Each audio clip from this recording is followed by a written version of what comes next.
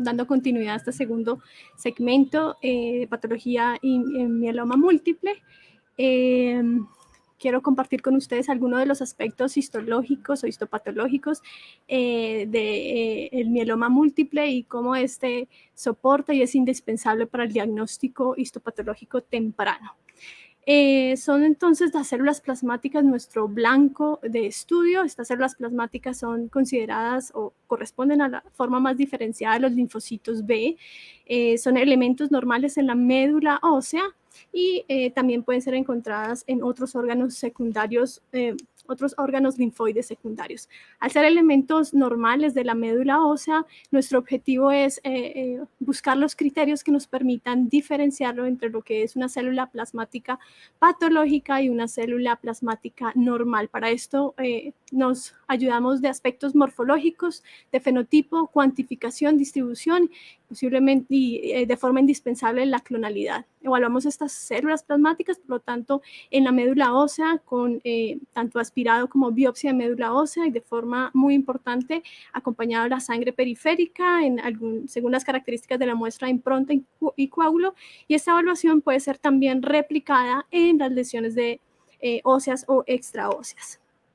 La morfología como primer aspecto a evaluar no es una característica específica. Anormalidades morfológicas pueden ser observadas en fenómenos reactivos como la binucleación que se ve en el recuadro inicial. No, con este puente no se puede. O en el mieloma múltiple podemos encontrar morfologías de aspecto muy normal hasta morfologías muy inmaduras o indiferenciadas que corresponden a los plasmablastos.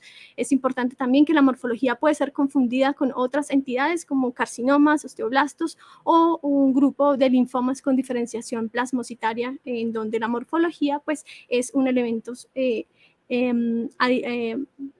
a estudio.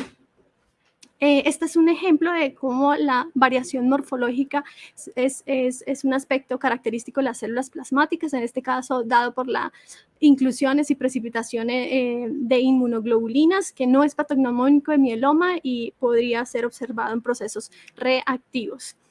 La cuantificación es un aspecto clave en el estudio del mieloma y su diferenciación con otras neoplasias de células plasmáticas o sus precursores. Está determinada como el porcentaje de células plasmáticas entre el total de células nucleares de la médula ósea.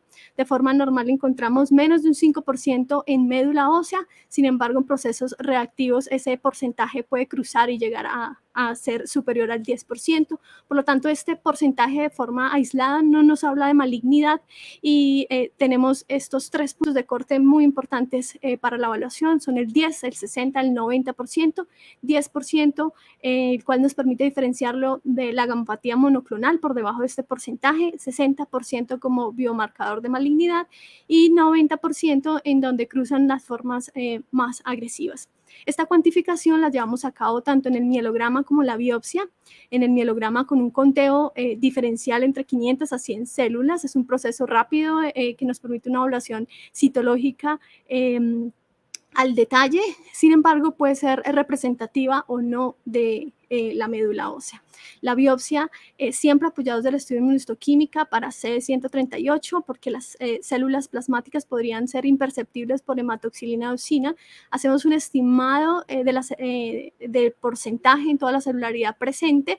Nos da la ventaja de evaluar la arquitectura de infiltración. Dada la característica de focalidad y heterogeneidad de infiltración, las biopsias subóptimas podrían tener errores en el muestreo. Una característica importante es que al diagnóstico es usual encontrar diferencias en los porcentajes entre estos dos estudios, entre el mielograma y la biopsia, y esto ha sido evidenciado en múltiples estudios. Aquí solo vemos 2 en donde a su izquierda ven la concordancia o discordancia en el porcentaje que es más crítico, que es el 10%, encontrando una sensibilidad para la detección de más del 10%, más alto en la biopsia de médula ósea, seguido en menor proporción el aspirado. Sin embargo, resaltamos que el 100% se logra cuando evaluamos de forma conjunta biopsia, aspirado y citometría de flujo. La concordancia entre la biopsia y el aspirado al diagnóstico puede ser del 60.7%. 7%, y un poco menor con citometría. A la derecha vemos un estudio en donde esos aspirados con porcentajes debajo del 7%, pero cercanos, se evaluaron en biopsia de médula ósea encontrando hasta un 90% que superan ese porcentaje, la mayoría relacionadas con pobre calidad o marcada dilución del aspirado, y otro porcentaje con infiltración focal o heterogénea. Entonces, ¿cuáles son las razones para esas diferencias? Unas son relacionadas con la misma enfermedad, es una enfermedad que puede ocasionar fibrosis, es una célula tumoral que expresa moléculas de adhesión que mantienen las células tumorales juntas y adheridas al estroma. Por lo tanto, ese microambiente es esencial para su supervivencia, como lo podemos ver en esta gráfica, en donde una vez aisladas de ese nicho, mueren rápidamente con el tiempo. Este microambiente es necesario para la supervivencia y en este punto es muy importante resaltar que el diagnóstico temprano es clave, pero también es clave la evaluación temprana de estas muestras por tener unos altos calidad en este material. La enfermedad se caracteriza por focalidad, infiltración heterogénea y algunos aspirados o biopsias subóptimas nos podrían dar dificultades y ser la causa de esas diferencias. Y otro elemento es la cuantificación en la biopsia de la médula ósea. ¿Cómo hacemos esa cuantificación? Como lo dije, en hematoxilina eosina puede ser limitado y siempre se requiere el apoyo de inmunohistoquímica, como en este ejemplo del centro.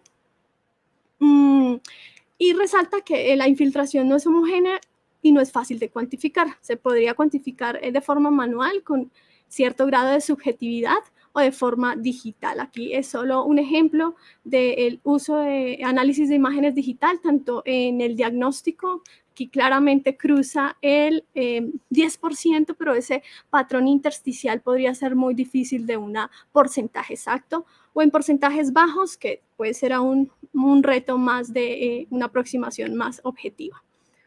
La distribución es un parámetro que también evaluamos y es muy importante, nos da, digamos, idea de cómo es esta enfermedad, puede ser intersticial en agregados, perivascular, nodular o difuso, todos estos encontrados hasta en una misma biopsia. Estos patrones más confluentes son inusuales en un proceso reactivo. El fenotipo, del cual se hablará con mayor precisión en siguiente charla, pues hay diferentes parámetros que se evalúan, ninguno o como forma única, no hay un marcador 100% sensible o específico para diferenciar entre lo patológico o lo reactivo, pero en el tejido podemos hacer ciertos estudios o de evaluación como 20, 45, ciclina, C56.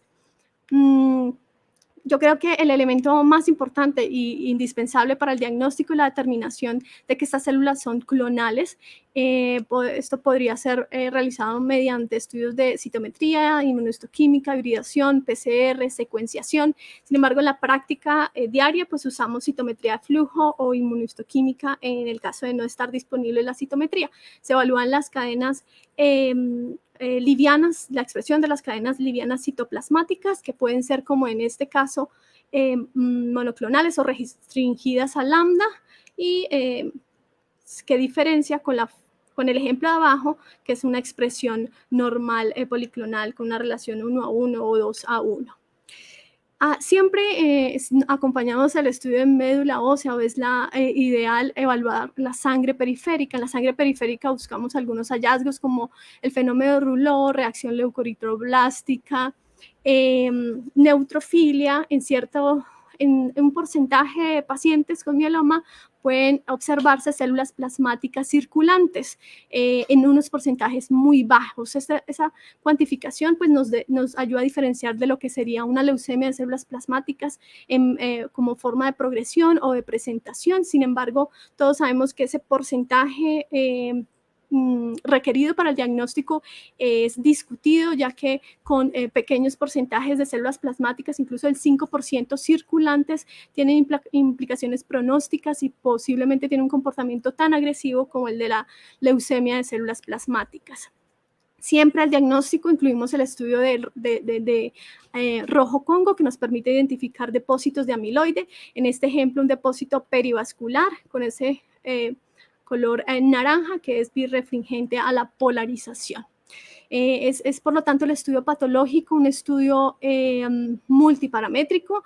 Estudiamos tanto la médula como las lesiones óseas o extraóseas que puedan ser biopsiadas, y ese estudio histopatológico siempre va de la mano del estudio de citometría, y muy importante, de los estudios citogenéticos o moleculares, que cada vez tienen un claro valor pronóstico y de estratificación de riesgo.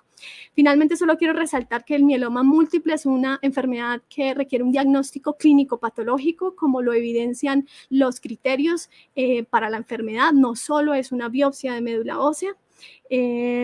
Esta correlación nos permite también identificar en qué espectro de la enfermedad nos encontramos, en una forma menos agresiva o un estado en evolución, y nos permite diferenciar del otro grupo de neoplasias de células plasmáticas. Es esta correlación clínico-patológica la que en nuestra institución se ha consolidado y es una fortaleza en la fundación. Muchas gracias.